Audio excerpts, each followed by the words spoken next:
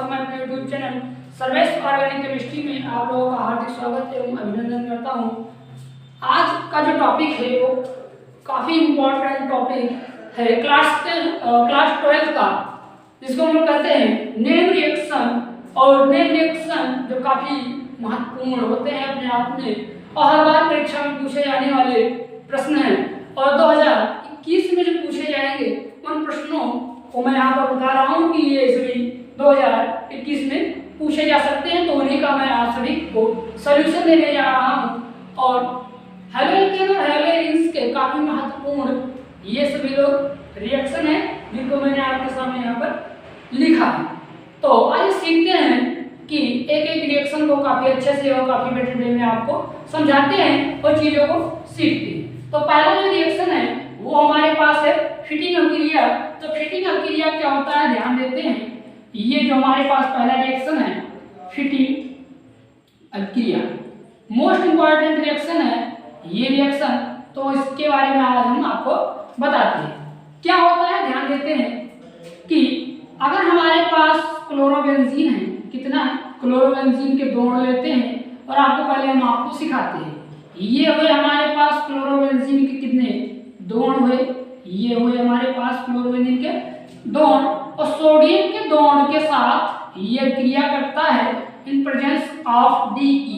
D का मतलब dry ether होता है और आप बेटर वे में सीखिए। तो ध्यान दीजिए यहाँ से दो बार एन और एक Cl ये और एक Cl। तो ध्यान दीजिए अगर हम इसको कनेक्ट कर देते हैं इससे, तो ध्यान दीजिए यहाँ से हम कहेंगे जो बाहर जाने वाला है वो 2NaCl। ध्यान दीजिए दो बार एन है, दो बार हो गया। Cl कितनी है एक और एक ही कितना दो बार। तो हम कह सकते हैं जो बाहर गया साइड प्रोडक्ट वो हमारा 2NaCl हुआ। जो बचा क्या है ध्यान दीजिए, एक ये बचा है बेंजीन और एक ये, तो हम क्या कह सकते हैं इसको आपस में जोड़ देते हैं। तो ये जो प्रोडक्ट बना इसे हम कहते हैं बाइफेनिल, या हम कह सकते हैं एक नाम और है इसका डाइफेनिल।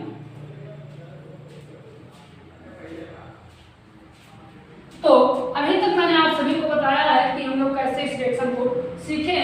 एक बार ध्यान से समझिए कि डेफिनेशन की अगर हम बात करें तो हम लोग कहेंगे जब क्लोरोबेंजीन के दो अणु को सोडियम धातु के साथ शुष्क अवस्था में अभिक्रिया कराते हैं तब बाइफेनिल प्राप्त होता है। इस अभिक्रिया को हम लोग क्या कहते हैं फिटिंग अभिक्रिया कहते हैं। तो अभी तक मैंने आपको इस रिएक्शन के बारे में आपको बताया है और चीजें आपको काफी अच्छे से समझाया है।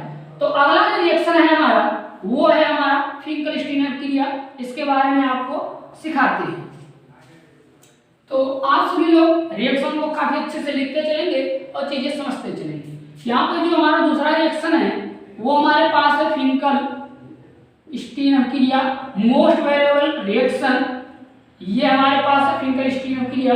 ध्यान दीजिए ये अभिक्रिया जो है सोडियम आयोडाइड और एसीटोन की उपस्थिति में ये अभिक्रिया होती है।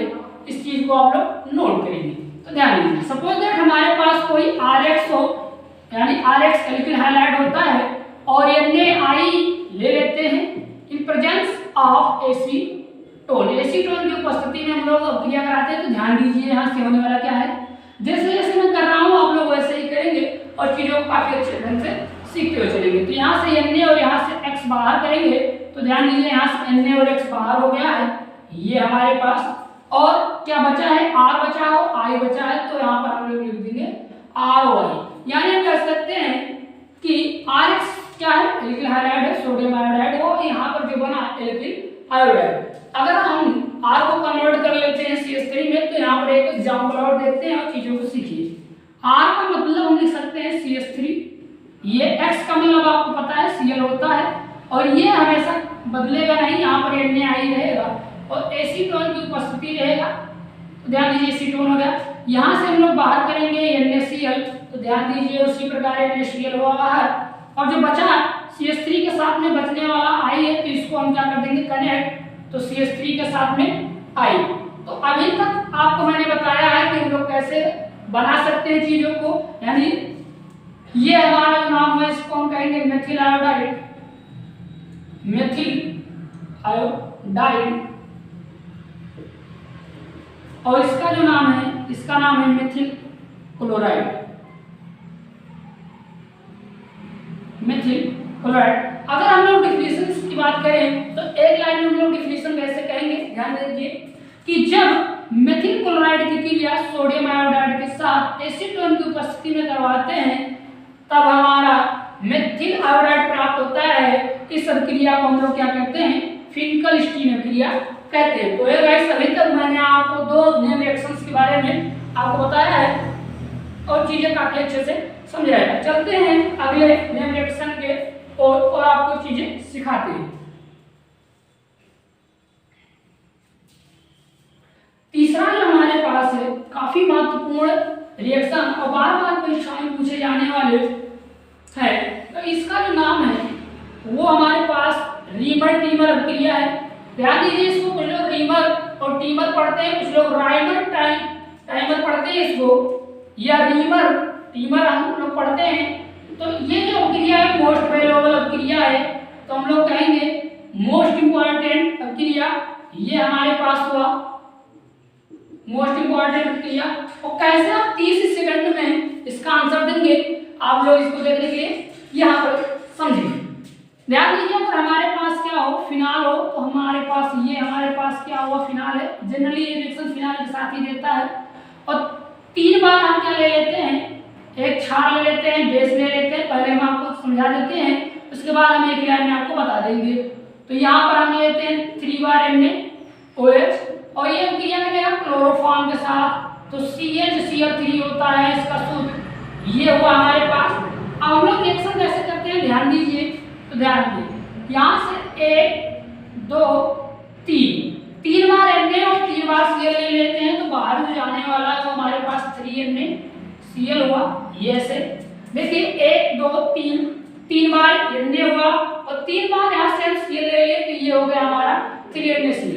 अब ध्यान देते हैं 1 2 3 H हुआ और एक H यहाँ से ले लेते हैं, तो हम कहेंगे भैया कि 4H हुआ और 4H हो गया है, तो हम लिखेंगे इसको 2H2। और ध्यान दीजिए एक ऑक्सीजन और एक ऑक्सीजन कितना हो गया, 2, तो यहाँ हो गया हमारे पास 2H2O। अभी ध्यान से देखिए तो बचा क्या, ध्यान दीजिए यहाँ पर CH बचा है और एक O बचा, तो CH जो बचा है इसको हम यहाँ पर अटैच करवाएंगे O को भी।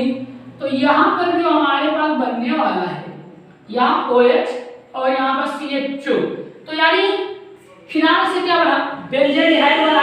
तो हम कह सकते हैं कि इस अभिक्रिया से हम लोग बना सकते हैं फिनाल से बेंजीन और काफी महत्वपूर्ण अभिक्रिया है।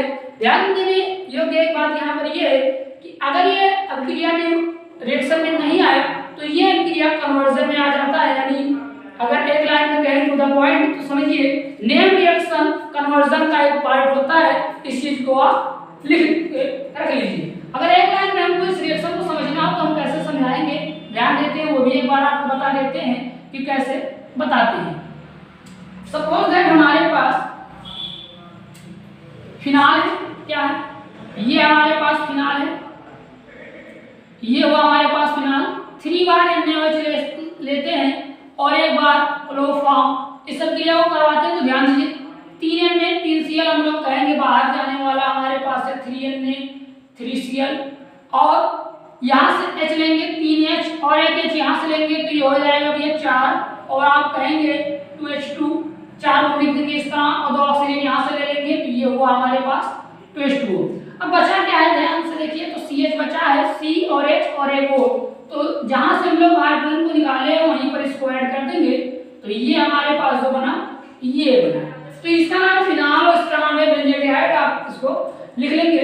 और ये रिएक्शन काफी मोस्ट इंपॉर्टेंट है, 2021 में इसको पूछा जा सकता है। इसके बाद एक और रिएक्शन है, अगले नेम रिएक्शन की ओर चलते हैं, जिसका नाम है फ्रीडल-क्राफ्ट अभिक्रिया। तो फ्रीडल-क्राफ्ट अभिक्रिया में 2 चीजें होते हैं, फ्रीडल-क्राफ्ट होता है, एक फ्रीडल-क्राफ्ट एसिडीकरण होता है और दूसरा जो होता है एल्कलीकरण होता है।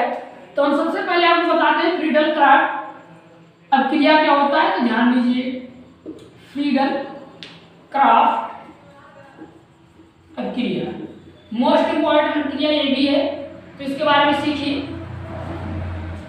अगर हमारे पास केवल क्या हो, एक बेंजीन हो और यहाँ पर मेथिल क्लोराइड ले लेते हैं, क्या ले लेते हैं, methyl chloride in presence of AlCl3 निर्जन की की उपस्थिति में अगर हम अभिक्रिया करवाते हैं तो कैसे करवाते हैं ध्यान दीजिए।